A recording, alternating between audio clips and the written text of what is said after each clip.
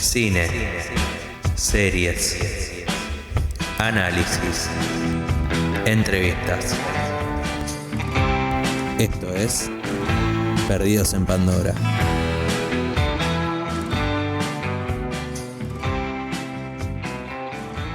Bienvenidos, bienvenidas, los y las saluda Nacho Rapari en un nuevo episodio de Perdidos en Pandora con mis estimadísimos Dieguito y Marco y Nachito Pedraza del otro lado, como siempre, mi inefable equipo. ¿Cómo están, muchachos? ¿Cómo están, muchachos? Buenos días, buenas tardes, buenas noches para todos y todas. Espero se encuentren bien en este nuevo episodio más que esperado para grabar. Saludo también a toda la audiencia que esté desde donde sea y cuando sea se sumen a este nuevo programa. Bueno, vamos a presentar la película en cuestión. No estamos grabando, pero están viendo acá que tengo Algo se un ve, sí, sí, champancito sí. acá. ¿Descorchamos? Vamos a descorchar, vamos a ver si se aprecia el Se sonido del escucha, ¿no? descorche. A ver, para. No A apuntes a ver, la cámara, ¿eh? vamos a El tratar, sonido pará, de a la ver. felicidad. A ver, silencio un cachito, a ver. ¿Se escuchó? Se escucha el burbujeante, sí, sí, Bueno, sí. más o menos se escuchó. Voy a proceder a servirme una copa de champán en este preciso momento, porque creo que podríamos abrir o inaugurar, mejor dicho, una categoría, que en este caso se podría llamar película champán, porque la verdad que Mira, estamos ante un evento, coincidimos los tres, me parece, que es nada más ni nada menos que Marty Supreme o Marty Supremo del muchacho Josh Safdie. no te gustó, se ve. No, parece que no, ¿no? Pero bueno, voy a proceder con el primer sorbo por acá. Y bueno, muchachos, qué obra maestra, ¿eh? Ya hay que arrancar así, no queda otra.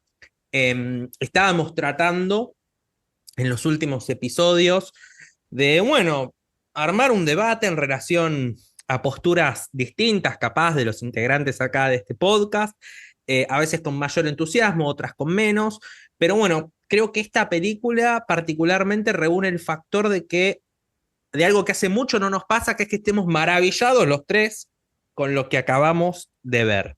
Así que, bueno, inauguremos el episodio formalmente hablando de algunas cuestiones que fueron externas a la película en sí, porque bueno, es una película más allá del sello A24, de no ser una película grande en términos presupuestarios, si se quiere, más allá, que es una película mucho más costosa de lo que fue The Smashing Machine, la película en solitario que hizo Benny Safdie, el hermano de Josh. Recordemos para los que quizás no están al tanto que las películas anteriores los han reunido como dupla y en este caso cada uno tomó caminos distintos.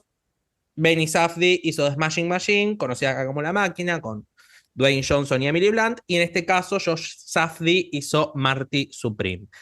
Una película que trae una campaña publicitaria bastante intensa por parte de Timothée Chalamet, que ya en la edición anterior, no me acuerdo si había sido en los Globos de Oro, creo, que él había dicho que quería formar parte de los grandes, había tenido un discurso muy, eh, no quiero decir egocéntrico, pero bueno, como un discurso muy triunfante, mismo había recalcado que quizás podía caer mal lo que estaba diciendo, pero que bueno, él quería formar parte de los grandes y bueno, es un tipo que a algunos les puede gustar más, a otros menos, pero es un distinto, ¿no? Es un fuera de serie, eso hay que reconocerlo. Una suerte también de fuera de serie, como es el personaje de Marty Reisman en la película. Eh,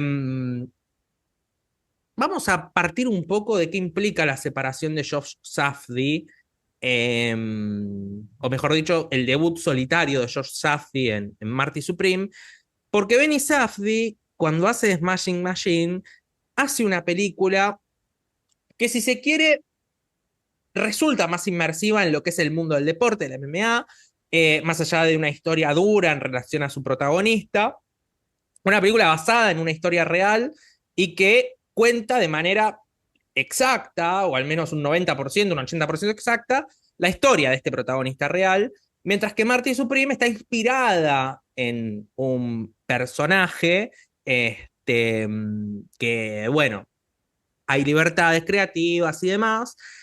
Y The Smashing Machine es una película mucho más clásica en la manera en la que está narrada, mientras que Marty Supreme, si uno la viera así, sin saber que es una película en solitario de Josh Safdie, creería que sigue siendo una película de ambos directores, ¿no? Porque tiene un ritmo prácticamente idéntico y similar al que tuvieron películas como Good Time y Uncut Gems.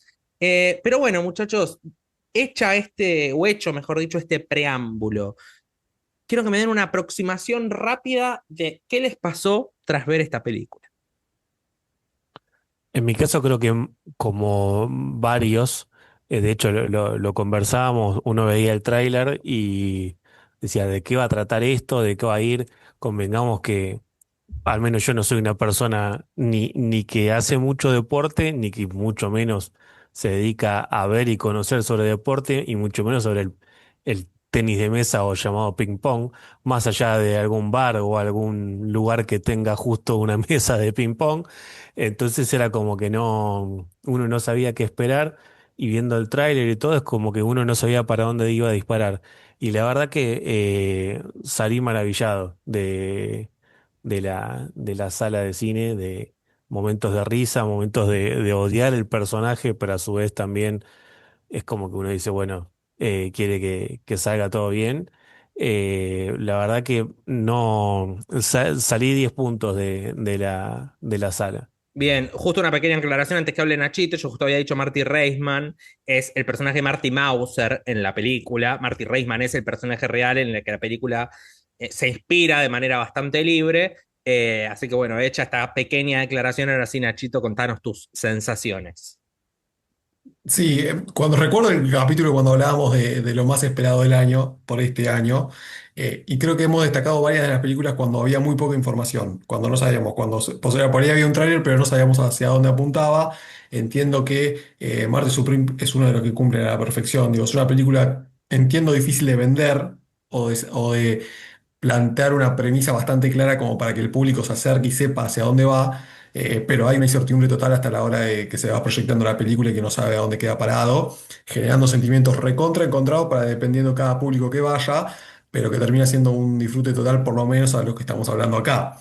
Creo que hay, en esta introducción que habló Nachito con el tema de los hermanos Safdie, creo que hay también otro nombre importante que creo que marca también un poco la pauta de por qué capaz Marty Supreme se nota más que parece una de los hermanos Safdie, más allá de que se hayan separado para este caso, que es el de Ronald Bronstein, digo, del guionista que escribió con el director, que ha trabajado antes con los hermanos también en cada uno de los proyectos que habían embarcado. Entonces me parece que mantiene ese estilo, ese espíritu. Después, bueno, vamos a desarrollar porque creo que hay una línea también de protagonista bastante marcado en los antecedentes, que creo que también marca un poco por qué se dispararon tantos sentimientos encontrados con una y con la otra, digo. Tanto la diferencia en estos meses que hubo con The Mash Machine a Marty Supreme y cómo se ha generado la expectativa en cada uno de ellos y lo que han logrado. Creo también, ya sumando un poco a lo que has nombrado de Timothy Chalamet, que ha logrado lo que quizás La Roca Johnson esperaba con su propia película. Creo que La Roca, más allá de que tiene una filmografía bastante marcada, él pensaba que por ahí con esta producción que ha hecho de la lucha libre y un componente dramático bastante más espeso de lo que son sus propuestas, por ahí lo iba a tener más presente en la gala de nominaciones o por lo menos elogiándole su actuación, que obviamente no es mala y se destaca, pero no al nivel que hoy estamos hablando de Marty Supreme, básicamente. Sí, me hace el lugar, no me quiero desviar mucho del tema, pero tocaste una fibra sensible en mí, porque yo creo que lo que ha pasado con Dwayne Johnson es lo que yo llamo la Will Smithización de un actor. ¿Cómo sería eso? Desarrollo la teoría brevemente, ¿no? A A mí Will ver. Smith siempre fue un tipo que me encantó, especialmente haciendo comedia, me parece un comediante de la san puta, pero hubo un momento, para mí un punto de quiebre, con esa película que detesto, aborrezco, que es En busca de la felicidad, en la que él literalmente empieza a estar en busca del Oscar y del reconocimiento de la academia, de la crítica y demás, como si, bueno, la comedia fuera algo menor, ¿no? Y bueno, Will Smith empieza un poco de esa transformación, que bueno, finalmente termina consiguiendo su aclamado premio Oscar con Ray Richard después de esa bofeteada que todos recordamos a Chris Rock. Pero bueno, yo a Dwayne Johnson lo veo un poco en esa sintonía. Cuando realmente, más allá de que un actor puede, ¿no? O sea, dedicarse a meterse en un tipo de registro así, pero bueno, yo creo que hay una obsesión muy latente por el cambio de registro, así que bueno, quería simplemente acotar eso. Es una teoría comprobada, digo, no estamos hablando de que está bajo los efectos del alcohol, nada, digo, de que el champán y empezó a hablar a Will Smith, pero está todo pensado de antes ya. Sí, la vengo sosteniendo hace 1000 años. Sí, sí, sí. Vos diste el pie nada más. No era algo que te hubiera pensado decir, pero bueno, justo hiciste esa comparación con Dwayne Johnson y bueno, me la dejaste picando, futbolísticamente hablando. Pero, pero bueno, eh, Timothée Chalamet ya como que arrancó en otro tipo de búsqueda desde que, bueno, se empieza a ser conocido y acapara tanto al público como a la crítica, ¿no? Pero bueno, ya metámonos de lleno en Marty Supreme, una película que, bueno, vos bien decías también, quizás los que no han leído tanto de qué iba, si veían el avance de la película, parecía otra cosa totalmente distinta a la que finalmente terminamos encontrando, que está muy en sintonía con tanto Good Time como Uncut Gems, ¿no?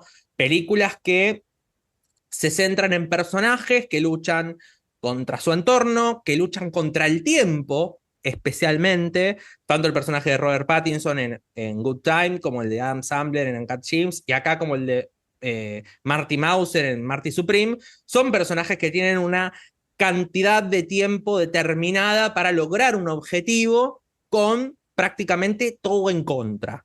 Y eso es lo que lleva a estos personajes a realizar acciones que uno a priori podría decir que son moralmente cuestionables, más allá de que las películas de los Safdie, por lo menos las películas que integran este tono, no, tampoco no reparan en cuestionar demasiado, ¿no? O sea, no, creo yo que no, hablemos de Marty Supreme únicamente, ¿no? Pero no creo que no quieren hacer una clase de moralidad, de decir, miren cómo este personaje que hace todo mal, que no piensan los demás, que se caga en el mundo con tal de cumplir su propósito, que es algo que mismo dice el personaje de Marty en un momento de la película. Yo creo que no hay una mirada que quiera juzgarlos, ¿no? Y decirles pasa esto. Simplemente es una manera de, bueno, consolidar este ritmo también de narración frenética que tienen. Pero bueno, quería hacer esa aclaración como para que más o menos se entienda un poco eh, en qué consisten este tipo de películas y bueno, qué es lo que van a encontrar con Marty Supreme. Una película que al principio parecería que va a ir por el lado deportivo, cuando ya tenemos el torneo, el primer torneo en el que pierde la final con este competidor ignoto japonés, pero que después termina girando para otro lado totalmente distinto. Es que aparte de cada situación que vemos que aparece en la película son como micro situaciones que el personaje de Marty Mauser desata por su am- am- ambición en el sentido de que querer llegar a algo, querer llegar a un lugar, no ambición de dinero, sino ambición de querer llegar a cumplir su sueño, y que son todas situaciones que después se terminan resolviendo y en algún momento reaparecen y hacen que la trama entonces vuelva a cerrar si no quede nada, si corríjame cualquier cosa, pero creo que todas las cosas que suceden durante la película se terminan cerrando y aportando a que él llegue o no llegue a su cometido. No hay que corregirte porque es así. No queda nada sin Tal cual. resolver. Sí, sí. Me quedo con dos cosas. Por ahí la primera que dice Nachito con el tema de ya de los personajes que va marcando Safdie. Es cierto, comparto. A la vez también creo que hay alguna lección eso de que cada acción tiene su consecuencia, casi como si fuera una aventura de Ethan Hunt. Digo, de que cada cosa que hicieron, y principalmente Marty Supreme se marca bien, cada desventura objetivo que tuvo para recaudar plata el personaje el protagonista, hubo una consecuencia bastante letal o que sus actos llevaron a algo más que quizá más peligroso, más allá de que sí, no hay algo que juzgue a los personajes, pero sí una enseñanza de que por ahí es la cosa de causa y consecuencia. Tal Después lo cual. que me quedo también con esta idea de lo deportivo, y tengo una teoría bastante... Después de verla, como que me quedé pensando, digo, ¿hacia dónde va la película? ¿Cómo uno puede entrar? Creo que la primera parte, hasta el torneo de Londres, y diría la siguiente secuencia, que es ese casi noticiero japonés, que muestra también un poco del jugador. Yo vi Rocky 4 ahí. Yo pensé que iba toda la estructura hacia Rocky 4. Dije, es el camino de vuelta de Marty Mauser, no yendo hacia la Unión Soviética, sino a Japón, después de la caída del héroe. Esta vez no es un aliado, sino es el mismo, pero que va a enfrentarse hacia lo desconocido, esa cosa ignoto casi de que este jugador Kendo es un Iván Drago, pero bueno, porque el informe también japonés marca un poco la diferencia de lo que es Marty Mauser con él. Ahí solamente con un informe televisivo logran marcar la diferencia entre uno y el otro, porque el japonés después vuelve a su tierra y sigue trabajando, dice que el título no fue tanto, entonces las diferencias que tenía uno con el otro. Y me quedó la primera parte de la película así, digo, pensé que iba hacia lo lineal, hacia esa caída del héroe, entre comillas, como para tener su revancha y poder lograr el triunfo que todos querían.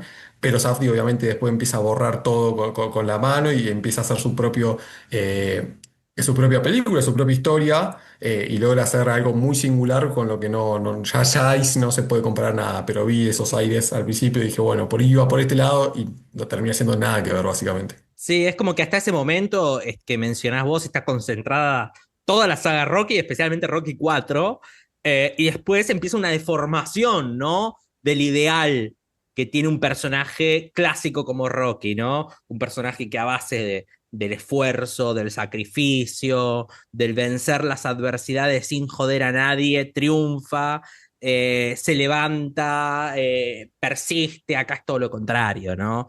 A ver, hay un tipo que persiste, hay un tipo que no va a parar hasta que consiga lo que quiere conseguir, pero en definitiva, por otros medios completamente distintos y con una filosofía de vida completamente distinta. Totalmente egoísta, o sea, sin reparar en lo que está haciendo. En algunos momentos como que tiene ciertos lapsos como de realidad y de ver qué es lo que hace, o la consecuencia de sus actos, pero bueno, en definitiva, en la próxima escena ya se la está mandando de nuevo, hasta que bueno, llega un momento donde no se le complica bastante y se da cuenta que tiene que aflojar un poco. Pero sí, es verdad que la parte, digo, esto que muy bien decían con la parte de que muestra la publicidad del japonés de Endo, donde ahí muestra un personaje más humilde, en un mundo tocado por la guerra, porque ahí lo que da a entender en la época es que, de hecho, hablan de que el japonés no podría haber viajado porque había una prohibición, y sin embargo todo el mundo se da cuenta de eso y todo el mundo lo recalca, y el tipo va y después vuelve como un héroe más, pero no de guerra, sino en su disciplina. Tal cual. Y hay algo también interesante que no quiero dejar pasar. No me acuerdo si has pasado vos, Diego, por ese punto o vos, Nacho, pero es muy importante la presencia del dinero. No solamente en Marty Supreme, sino en las anteriores películas de los Safdie.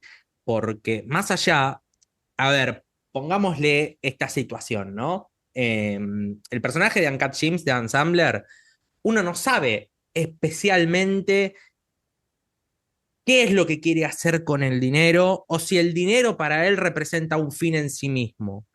Para el Sí, personaje el de para Adam, qué es la pregunta, claro. el para qué, exactamente. El tipo es un apostador compulsivo que que busca vivir al límite, que busca siempre ir por más, más, más y más. Y si esa jugada final de la película le hubiera salido, uno no cree que ese podría llegar a ser el final del personaje. Uno lo que supone por su patología es que seguiría cada vez más hasta, bueno, inevitablemente encontrarse con ese destino final. Por parte del personaje de Robert Pattinson en Good Time, el dinero sí tiene un fin en sí mismo, que es la liberación de su hermano al pagar la fianza. Más allá también de que a medida que vamos conociendo el personaje de Robert Pattinson y en virtud del final de la película, entendemos que sí quiere liberar a su hermano, pero ¿qué tanto pasa por ahí? Por ese simple hecho de querer liberar a su hermano tras pagar la fianza y no de esta manera de vivir que tiene el personaje de forma marginal, llevándose todo puesto y demás. Acá pasa algo similar, porque el personaje de Marty Mauser, como bien dijeron algunos de ustedes dos hace un rato, no quiere dinero, pero sí necesita ese dinero que busca alrededor de a través de toda la película para consolidar ese objetivo que es ser el mejor en el ping-pong, que es lo que busca él. Su obsesión es esa y a través de esa obsesión es donde, bueno, va a meterse, dicho y llanamente, en todos los quilombos en los que se mete. Pero bueno, es interesante analizar este registro alrededor de las películas más aclamadas de los Safdie, y en este caso, bueno, el debut de Josh, que sigue por esa misma línea. Porque bueno, después hay cuestiones muy lúdicas también, en relación a cómo actúan, a cómo se relacionan con los personajes, pero bueno, sí quiero meterme también en esto que decía Diego recién. No hay nada que quede sin resolver. Desde el perro, del que en un momento nos olvidamos, ese perro, de este gran personaje que es el de Abel Ferrara, que es un personaje siniestro, Caricatur ¿no? sí, Caricaturesco y siniestro, sí. caricaturesco, o sea, bien estereotipado, que uno al Sí, principio no lo ve como un pobre viejo. sí, sí, Sí, sí, sí. arranca de otra manera, ¿verdad? Sí, sí, y después termina siendo algo completamente brutal. Y de hecho hay una secuencia de la película que para mí es de terror pura. El momento en el que se concreta, o el momento en el que van, o proceden, mejor dicho, a rescatar al perro por segunda vez, ya con en presencia del personaje de Abel Ferrara, es una cosa demencial. Pero bueno, vamos un poco también a la composición de Timothée Chalamet alrededor de este personaje. Les quiero preguntar, tras, bueno, varios días de haber visto la película, hay muchísimas cuestiones que quizás no podamos analizar porque un solo visionado de esta película poco, Es es poco, sí. poco. Es una película que tiene un ritmo tan frenético, no da respiro en ningún momento, que es algo que a veces hasta se le critica, ¿no? Porque es una película que no le permite al espectador, mientras la ve, permitirse a pensar un segundo en el acontecimiento de las cosas que está viendo, porque es constantemente palo, palo, palo y palo. Entonces, un solo visionado es poco, pero bueno, estamos haciendo el mejor esfuerzo. Pero en relación a eso, les pregunto qué les queda o qué percibieron de la actuación de Chalamet, que les sorprendió, que notaron, si advirtieron algo distinto a lo que haya hecho esta joven gran, ya no promesa, pero esta joven gran estrella, que los ha cautivado del personaje a nivel interpretativo. En mi caso, lo que más recordaba fue en Duna, que son las últimas oportunidades que lo recordaba, y creo que no sé si decir mejoró bastante porque no soy quien para decirlo, pero me parece que como actor logró una interpretación para este personaje en particular muy muy buena porque ya, como decía antes, o sea, por momentos lo veía el personaje, todas sus acciones, lo que decía, cómo se comportaba y decía, no puede ser que esté odiando a este, a este tipo que ni conozco, porque la verdad que en algunos momentos como que te dan muchísima bronca, pero a su vez también como que querés que le salgan las cosas, lo hablábamos después. Entonces creo que un actor, una o actriz, logre eso con el personaje, que vos te despierte algo, me parece que ya es un montón y está bien apuntado con lo que esto que él decía de que él quiere estar entre los grandes. Después, bueno, eh, si ese ego que él armó por el tema de construir el personaje de Marty Mauser se lo termina comiendo, bueno, ya en la vida real eso ya el tiempo lo dirá, pero por el momento la verdad que me parece que está llegando a una cima bastante bien puesta. Sí, sí, llega para mí, a mi entender, llega a un registro de histrionismo que no, por ahí no lo habían permitido jugar tanto en otras producciones. Digo, es otra cara de lo que, por ejemplo, fue su Bob Dylan, que le permite algo de ser ese enigmático, de ser un poco hasta soberbio, también la soberbia que tenía el Dylan de Mangold, acá también lo vuelve a utilizar, pero mete también varios trabajos que tenía anteriormente en una licuadora y logra salir este Marty Mauser con un histrionismo que no había tenido tanto antes el actor, más allá de que se lo ha destacado anteriormente en otros trabajos que ha tenido, creo que acá logra sacar un poco más trucos que por ahí los tenía más contenidos y que no lograba. Siempre me queda la sensación, y mientras miraba la película me acordaba la frase final que hay en la red social, la película de Fincher, cuando el personaje de Rashida Jones, ahí en el bufete de abogados con Mark Zuckerberg, le dice, Mark, vos no sos una mala persona, pero te esforzás en serlo. Y me quedaba todo el tiempo pensando en esa frase, viéndolo a Marty Mauser, porque es cierto lo que decía Dieguito, tiene algún momento de humanismo, pero realmente se esfuerza para que el camino sea al inverso. Me permito hacerte el chivo. Lean la crítica de la película que hizo Nacho en Sinergia Online, ya que, bueno, en la crítica también mencionás ese Es una tramo frase que me de quedo la red. pensando las dos Sí, horas y media, sí, sí, es sí. esa frase. Es que es tal cual. Y me parece muy oportuno que menciones a Complete Unknown, porque más allá del cambio de registro, el personaje de Bob Dylan en la película es mucho más apagado, qué sé yo, no Sí, Claro. tenía quiero, una aura enigmática a tenía lo una largo aura de la película. enigmática, no quiero decir inexpresivo porque si no es algo despectivo y no es la idea, pero bueno, un personaje con 20.000 tonos menos que el que tiene, 20.000 cambios menos, mejor dicho, que el que tiene Marty acá.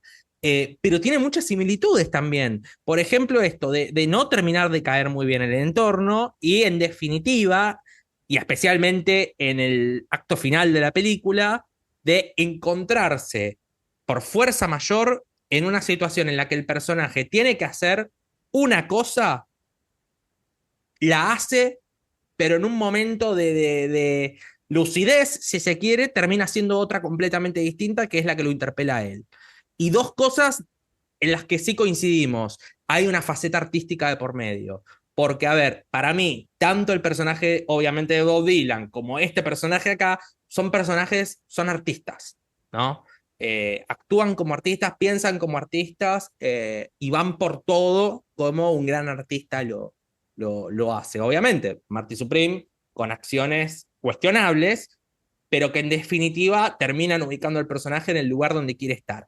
También creo que lo que resulta importante para destacar del protagonista es que más allá de que hay un reparto obviamente amplio que se suma, él tuvo que ser también una cosa de equilibrista, digo, porque ya sea el personaje de Odessa Sion o mismo de Paltrow, aparecen en momentos muy puntuales, digo, siempre es interactuando con él. Marty Mauser básicamente se lleva todo el cartel, y Timoteo, que ya lo ha demostrado por ahí en otras películas, pero logra carrear y logra ponerse al hombro la trama con lo complejo que es y con llevar el registro alto y ese histrionismo todo el tiempo, y lo logra hacer de gran manera, y por eso creo que también por algo el nombre de él está ya en boca de todos. Digo, ya ha trabajado con grandes directores a lo largo de su filmografía y parece acá ser también un punto alto como para demostrar todo lo que venía arrastrando. Bien. Quiero hacer una pequeña pausa en relación a lo que es el análisis formal, si se quiere, algunas cuestiones de puesta, en las que, bueno, comparamos un poco con Uncut Gems y con Good Time. A ver, hay mucho plano cerrado, una cámara en movimiento constante, eh, no hay silencio prácticamente.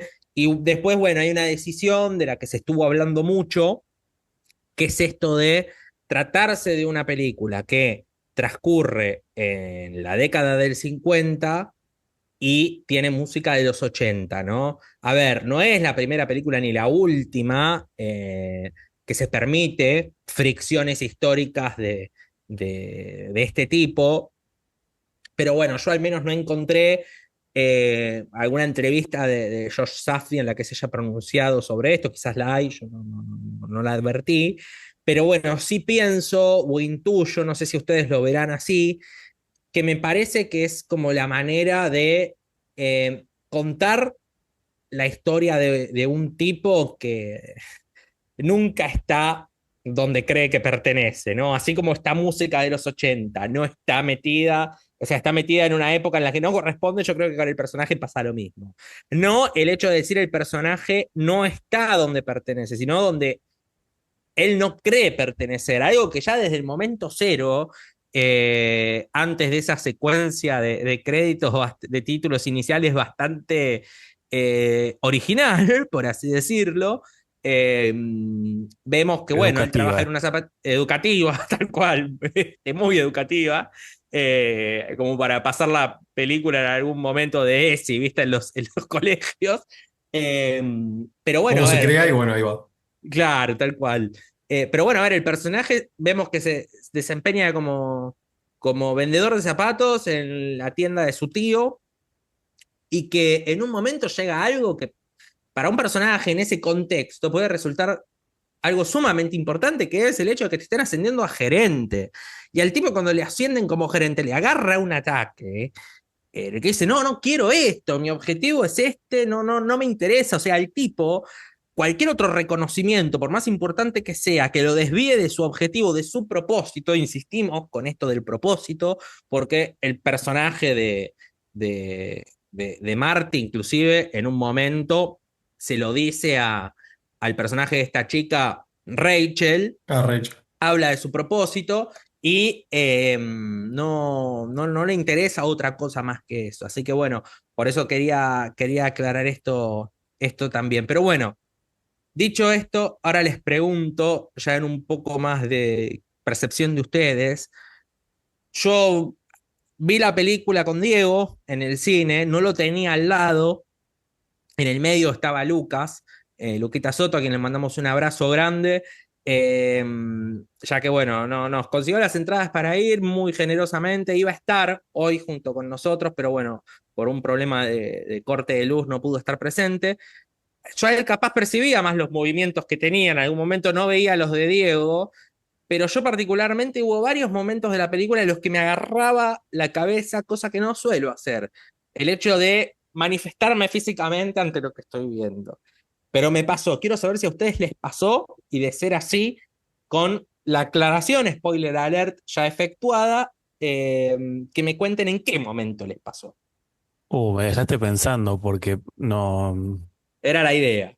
Sí, un comentario coincido con vos con respecto al tema de la música. Creo que también mostrar un poco lo que él siente que no pertenece ahí, creo que lo definiste muy bien. A mí no me molestó, sinceramente, aunque por momentos lo pensé, pero no, creo que está bien puesto, no es algo que desentone. ¿Y en qué momento? ¿Sabes en cuándo pensándolo ahora, en el momento que él vuelve a tener el encuentro con el personaje de Rachel? La ve, básicamente el personaje de Rachel está embarazada de él, que no se lo dice, se lo mantiene en secreto, y ella se hace pasar como que el esposo de ella, ella estaba casada también, ellos eran amigos de los 8 años, ella estaba casada, le hace creer que el esposo la molía a golpes y tenía un golpe morado, no sé qué.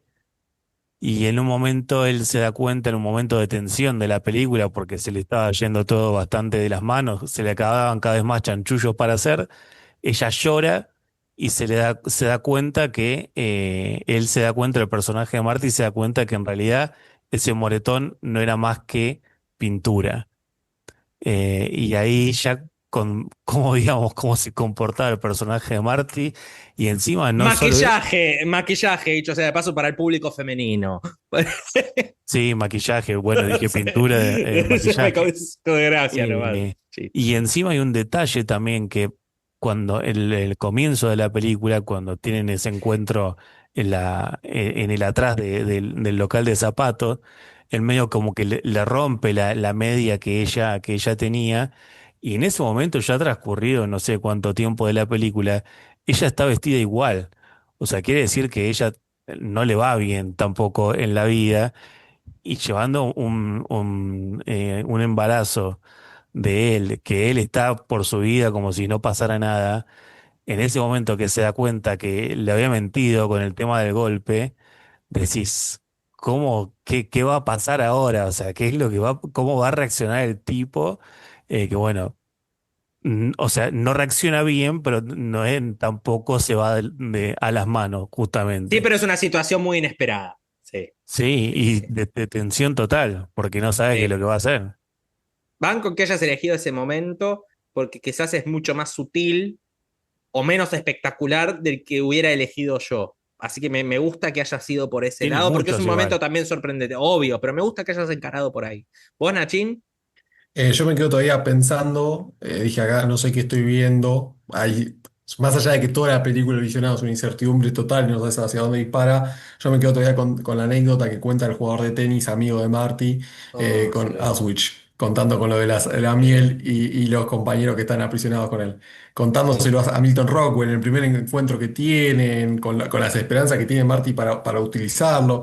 Y él cuenta eso y hay hasta imágenes de flashback que muestran eso. Digo, es como, ahí es como que te tira Momento toda la mesa a onírico. cualquier lado. sí, Sí, sí, sí. totalmente. Sí, lo de la Eh, miel, lo de la miel, es decir, con me imágenes explícitas dejas casi, porque se ve de así. todos cómo están utilizando su Sí, cuerpo. sí, sí, es Eh, una cosa demencial. Demencial que vos decís, ¿cómo se ocurre esto, no?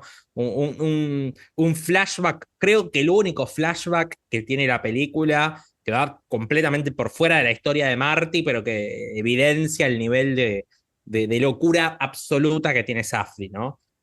Así que sí, y encima en ese momento el chiste, ¿no? Que hace mientras le hacen la entrevista, que dice, voy a hacer lo que Auschwitz no pudo hacer con él, de terminarlo, de acabarlo, ¿viste? Y mientras los periodistas, los reporteros lo miran como, y él diciendo, no, no, soy judío, así que yo puedo hacer ese chiste. La sala me acuerdo que entró en una carcajada muy grande, ¿no? Yo me voy a quedar con otro momento, como bien anticipaba recién, un poco más espectacular, si se quiere, que es el de la bañera. Para mí el momento de la bañera representa uno de los mejores jumpscares que recuerde en el último tiempo. Y lo tenemos presente en una película que no es de terror. Cuando pasa lo de la bañera que se cae abajo, se me paró el corazón por completo. Era un momento que uno podía esperar que pase, o quizás alguien más rápido hubiera dicho, está metido en la bañera, algo va a pasar, porque previamente el recepcionista del hotel le dijo, no te bañes en esta habitación. Al personaje no le importa en lo más mínimo, procede de todas maneras a meterse en la bañera, que se cae al piso de abajo, momento en el que tenemos el segundo contacto con el personaje de Abel Ferrara, que ya habíamos visto en la recepción del hotel. La bañera aplasta su brazo con una fractura expuesta completamente visible, mientras que el perro del personaje de Abel está ahí, que no sabemos si lo aplastó, si que no puede respirar, el perro está gimiendo, toda una situación caótica, completamente desesperante, en la que la cámara no para, que no sé, hasta me preguntás si yo no sé cómo carajo filmaron eso, francamente, ¿no? Quizás Safdie dice, bueno, si no lo sabes es porque nunca estuviste en un rodaje, porque la verdad que es una estupidez filmar eso, pero no me pasa seguido el hecho de preguntarme cómo hicieron esto, cómo se les ocurrió esto, pero bueno, insisto con la misma idea que forma parte del nivel de demencia absoluta que tiene la película. Me sumo a esto, a esta secuencia justo que contás, con dos disparadores que se me vinieron. Primero que se le cae la bañera en el momento donde su amigo Wally le avisa que tiene una deuda de $1.500 por incumplir algunas reglas y cómo esa bañera hasta puede ser simbólico a la caída de Marty, ¿no? Tal Directamente. cual. Y después quedándome con esa secuencia cuando entran al hotel y hasta podría sumar la escena de cuando van a jugar al ping-pong, pero al club ese donde estaban algunos chicos, tiene un espíritu muy escorciano también, toda esa secuencia. Se me vino a la cabeza ya sea el color del dinero como calles peligrosas, toda una cosa bien de Nueva York bien presente y de también algo de marginalidad y de la trampa inevitablemente se me vino a la cabeza también el director. Sí, mismo Toro Salvaje también puede aplicar También, sí. en esa lista, porque bueno, a ver, es una película con un personaje que también atraviesa situaciones bastante complejas y bueno, el nerviosismo atraviesa la pantalla hacia el espectador. Pero bueno, en definitiva es, yo algo escribí al respecto, una reacción muy breve que no contiene demasiado análisis, que digamos, pero yo creo que acá el talento de Safdie está en cómo filmar durante 2 horas y media a un canalla absoluto, eh, y no solamente que nos interesemos en él, sino que entremos por completo en una historia de decadencia, si se quiere, entre comillas, y miserabilidad total, ¿no? Pero bueno, ya metiéndonos un poco en el final de la película, spoiler alert, eh, quiero traer el debate a una situación que no está marcada en nuestra programación del episodio. Me avivé tarde de esto, entonces bueno, vamos a probar cómo sale esto en vivo, ¿no? A veces salen mejores las cosas cuando las improvisamos al aire o las traemos a colación sin pensarlas previamente.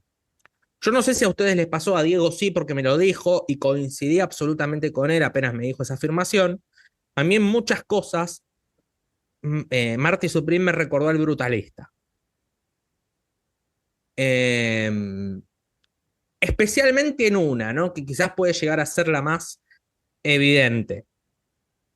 El hecho de un personaje, no que tiene necesariamente una relación de sumisión, ¿no? Pero sí un personaje que tiene absoluta dependencia de un empresario multimillonario. En el caso de Brutalista, era en relación al personaje de Guy Pearce. Acá de Rockwell, Rockwell. Milton Rockwell, claro. El De personaje de Milton Kevin Rockwell, O'Leary. ex de Kevin O'Leary, exactamente, muchas gracias. Gran personaje en la película, se pasó O'Leary. Y tanto el personaje de Laszlo como el personaje de Marty dependen de ellos como para concretar sus objetivos artísticos. Porque el objetivo de Laszlo en el Brutalista era un objetivo artístico, también parte de su obsesión y de varios rasgos hasta cuestionables que puede llegar a tener el personaje, y acá en Marty Supreme también. Y en las dos películas se da algo que no me parece del todo común, que son situaciones de abuso físico eh, hacia el tramo final de la película. O sea, situaciones de abuso que permiten que ambos personajes terminen de alguna forma concretando sus objetivos. Me llama poderosamente la atención eso, más allá de que creo yo, en esta película tiene una connotación más de venganza por parte del personaje de Rockwell, que no solamente, más allá de estar imponiendo una condición de clase sobre el personaje de Marty, pero independientemente de eso, hay una suerte de venganza por A, no haberse sometido a su propuesta laboral inicial en relación a este amistoso que quería organizar con Endo, con este deportista japonés, y por otro lado una venganza por los agravios varios que realizó el personaje de Marty en relación al hijo de Rockwell que murió en la guerra, ¿no? Primero en una devolución de gentileza, aparentemente por un comentario ofensivo que le hizo Rockwell a él, y después con una simulación que era llamar a la secretaria de Rockwell para saber dónde estaba, que la secretaria le dice que no le podía revelar dicha información, y él haciéndose pasar por un soldado amigo del hijo de Rockwell en la guerra, con el fin de llevarle pertenencias de él o algo así. Entonces, alerta de spoiler, esas nalgadas que el personaje le da con la paleta encima, algo todavía más simbólico, porque con su propio, o sea, con parte de su propia pasión o de su propia obsesión, materializada en la raqueta de ping-pong, el personaje comete una situación de abuso adelante de todos sus amigos empresarios, ¿no? Pero bueno, confieso que en estas dos películas que vi hermanadas en varios aspectos, me llamó mucho la atención que procedan con situaciones similares. Sí, tal vez no sé si ha sido el objetivo de Safdie, eh, pero es un poco una analogía, una metáfora de tal vez qué es lo que tiene que hacer el artista o deportista en este caso para poder llegar a cumplir su objetivo o poder vivir esta cosa de tener profesiones, de tener ser aficionados, o como era, por ejemplo, aficionado, no era profesional, en realidad Marty Mouse en el ping pong, toda esta cosa que es como outsider porque no es de lo común, Entonces, bueno, necesita sí o sí, obviamente, del dinero. Es como el cine, básicamente, ¿no? Eh, el director, la directora puede tener muchísimas ganas y buenísimas ideas, pero básicamente sin el dinero no va a poder mover un pelo. Y creo que en esta época también, donde no solo acá en nuestro país, sino también en general, es un tema muy polémico, muy debatido el hecho de que qué vale más si la parte artística o la parte de juntar los billetes toma también muchísima relevancia. Yo lo veo así. Sí, tomo también. La verdad que no había pensado en la analogía esa, ahora pensándolo a partir de lo que dice Nachito es muy interesante. Creo que ambas situaciones son de control, son de venganza, como decían. Creo que hay una diferencia por ahí que el personaje de Laszlo en El Brutalista arranca más sumiso y empieza a llevarlo a una relación más de par con el de Guy Pearce, entonces por ahí creo que Guy Pearce termina recurriendo a eso como fue esa forma de control. Pero, y tal vez la de Marty es más escalera descendente, ¿no? De principio rechazarlo a Rockwell con su orgullo y después terminar recurriendo a eso para poder viajar a Japón. Pero sí son dos secuencias bastante notorias y emblemáticas en cuanto a lo que es el control. Bien, Perdón, sumo una última cosa. Él en realidad, como mencionabas vos, tenía un puesto de gerente en la tienda de calzado de su tío. O sea, no es que él estaba viviendo en la calle. No era una persona de clase media ni clase media alta, pero empleo tenía. O sea, no es que tenía que hacerlo por obligación, pues si no, no comía. no, estamos de acuerdo en el que en el caso de Laszlo hay una vulnerabilidad mucho más grande por el hecho también de ser un inmigrante que escapa de la guerra, ¿no? Y que se encuentra en una ciudad donde, bueno, tiene que hacerse desde abajo.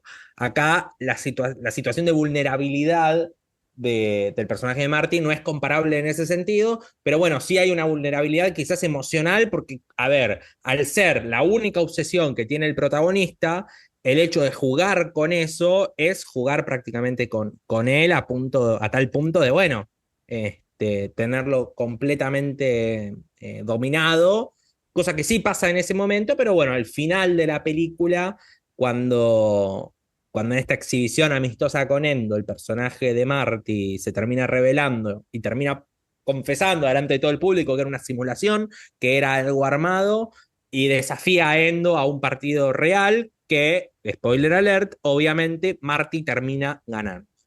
Y analizado esto, que me parecía oportuno traerlo a colación, no sé si la bajada del mensaje en este caso y la manera de representarlo en este tipo de situaciones quizás es lo que más me gusta ver. Creo que hay una pequeña falta de sutileza, ¿no? Llevándolo de esa manera, porque bueno, creo que es recurrir a un extremismo que bueno, quizás puede dejarse en claro de otra manera, pero bueno, es una percepción pura y exclusivamente mía, no lo estoy criticando tampoco de manera tan objetiva.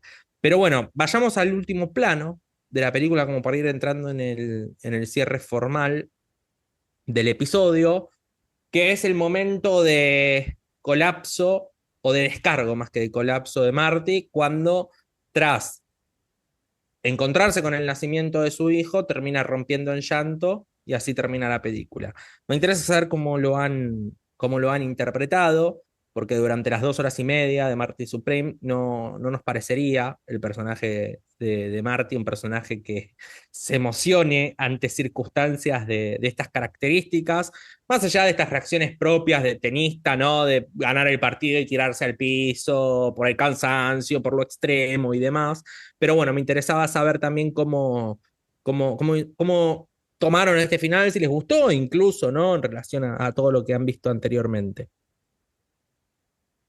Yo creo que fue condescendiente con lo que me planteó a partir de que el personaje empieza a darse cuenta de que se le estaba yendo todo, más allá que tal vez no lo exterioriza demasiado, se da cuenta que ya no tiene escapatoria y una vez que logra su objetivo, eh, es como que ahí regula y ve la realidad. Siento yo que a través de ese vidrio realmente ve qué es lo que él tiene su próximo objetivo, vamos a decir, Entonces cambiar este egoísmo que él tenía a tener que ser una persona, a un padre, donde lo que menos va a poder ser es egoísta, o no debería serlo, al menos en una primera instancia.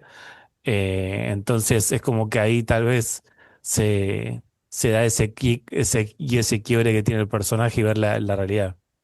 Habíamos destacado algunos mínimos rasgos que había presentado de manera humanista Marty, pero siempre su objetivo era él, no importaba lo que había enfrente, sacaba de hecho a todos y a todo lo que sea, porque hasta la relación con la madre se ve como es con el personaje de Fred Dresner, la poca importancia o como su carrera lo principal. Bueno, con el plano final y la música sonando de Forever Young, creo que queda claro que hay unos nuevos objetivos para Marty y que arranca casi, por así decirlo, una nueva vida a partir de este gesto casi empático que tiene el protagonista que no lo habíamos visto casi a lo largo de las 2 horas y media. Bien, yo creo, desde mi mirada, más allá de lo cinematográfico, ¿no? Que es este hecho de que la película en su secuencia de títulos iniciales empiece con el espermatozoide llegando al óvulo, que Mm. finalmente se termina convirtiendo en una pelota de ping-pong. Con el ping-pong no solamente presente como el deporte, como la excusa, como la obsesión de Marty, sino también como parte del propio ritmo de la película, porque la película es un ping-pong constante, ¿no? Es una película que se vive con la misma rapidez y con el mismo frenetismo que un partido de ping-pong. Pero yo creo que el final, básicamente, es esto tan eh, rescatable, por así decirlo, de que no sea una película que repare en juzgar a su protagonista, sino en el hecho de decir, bueno, a ver, el personaje vuelve a la realidad o entra por primera vez a la realidad con el nacimiento de su hijo, llora, no solamente por todo lo que vivió, sino también como rasgo humano y como el hecho de decir, bueno, a ver, o sea, todo lo que ustedes vieron de este personaje, sí, está bien, lo define, porque ha llegado a ganar alrededor de todo lo que hizo, pero también es esto, y ya superada su obsesión, el personaje puede llegar a tener otra oportunidad, puede llegar a ser otra persona, como en este caso, una emoción que no creíamos propia de este personaje, así que bueno, esa es una lectura aproximada, ¿no? Pero bueno, en definitiva, vean Marty y su prima en el cine, yo creo que no se van a arrepentir. La película a nivel taquilla está haciendo algo muy prometedor, está interesando mucho al público, ya incluso ha superado a todo a la vez en todas partes como el estreno de A24 más taquillero. Eh, Creo que no está en tela de discusión que Chalamet va a conseguir el Oscar a Mejor Actor por esta película. Eh, y bueno, deleítense con esto en el cine. Insisto, película champán, ya que vamos a inaugurar oficialmente esta categoría. Bueno, no sé, muchachos, si quieren agregar algo más. Sí, película que ya de entrada se siente que va a ser una de esas que pasa a la historia. Sí, Eh, coincido, no, coincido. no solo del director y de los actores, sino también como la misma película en sí. Así que más que espectacular para ir a ver al cine, y una banda sonora tremenda igual. Bien. Sí, una experiencia singular, digo, y más allá de que aquel que por ahí ya vio la película y puede escuchar esto va a estar de acuerdo, ¿no? O puede empezar a reinterpretarlo de otra manera, digo, aquel que todavía no la vio, creo que tampoco puede llegar a pensar lo que va a ver a continuación, y realmente es único en cuanto a lo esperado y lo impensado también, que es la película. Es suprema, en definitiva. Totalmente. Así que totalmente Exactamente. bueno. Como siempre, le agradecemos a todo el público que nos escucha constantemente. Los invitamos, bueno, como siempre hacemos, a seguirnos en nuestras redes, @perdidos en Pandora, obviamente en nuestro podcast, que pueden calificar en Spotify, activar la famosa campanita para que se les avise cada vez que estrenamos un nuevo episodio. Lo mismo también pueden hacer en YouTube, donde, bueno, estamos subiendo los capítulos de la misma manera. Y bueno, gracias a la producción también de Manuel Juárez. Y bueno, nos estaremos encontrando, como siempre, la próxima semana en Perdidos en Pandora. Gracias y un abrazo grande. Chau, chau, chau.